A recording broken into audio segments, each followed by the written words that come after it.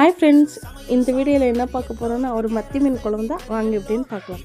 அதுக்கு தேவையான இன்க்ரீடியன்ட்ஸ் வந்து சின்ன வெங்காயம், பூண்டு, பச்சை மிளகாய், கருவேப்பிலை, தேங்காய் பால், தக்காளி, புளி தண்ணி, அப்புறம் தாளிப்புக்கு கொஞ்சம் கடுகு, சீரகம், சோம்பு, வெந்தயம் அதெல்லாம் எடுத்து வச்சதுமே நம்ம கொஞ்சம் நிறைய எண்ணெய் ஊற்றி நம்ம தாளிப்புக்கு எடுத்து வச்ச எல்லாத்தையும் போட்டு அது எல்லாமே பொரிஞ்சதுமே நம்ம எடுத்து வச்சுருக்க சின்ன வெங்காயத்தை கொஞ்சம் இடித்து போட்டால் டேஸ்ட்டாக இருக்கும்னு சொல்லி இடித்து வச்சுருக்கேன் எல்லாத்தையும். அது ஒவ்வொன்றா சேர்த்து கொஞ்சம் ஃப்ரை பண்ணுறதுக்குள்ளே இந்த பக்கம் நம்ம எடுத்து வச்சுருக்கோம்ல தக்காளி, அதை பேஸ்ட் பண்ணி எடுத்துக்கலாம். கொஞ்சம் போடும்போது வெங்காயத்தில் கொஞ்சம் உப்பு போட்டு வதக்குனா சீக்கிரம் வதங்கிடும்.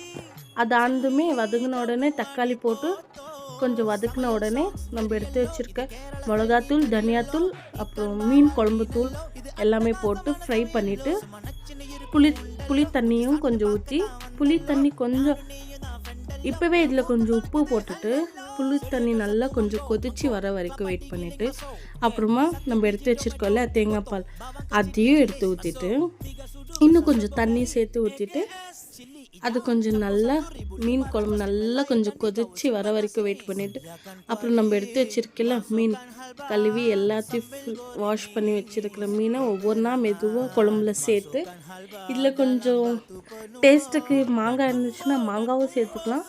மாங்காய் போட்டால் நல்லா டேஸ்ட்டாக இருக்கும் மீன் குழம்பு. எங்கிட்ட இருந்துச்சு நான் போட்டேன், உங்கள்கிட்ட இருந்துச்சுன்னா நீங்களும் போட்டுக்கோங்க.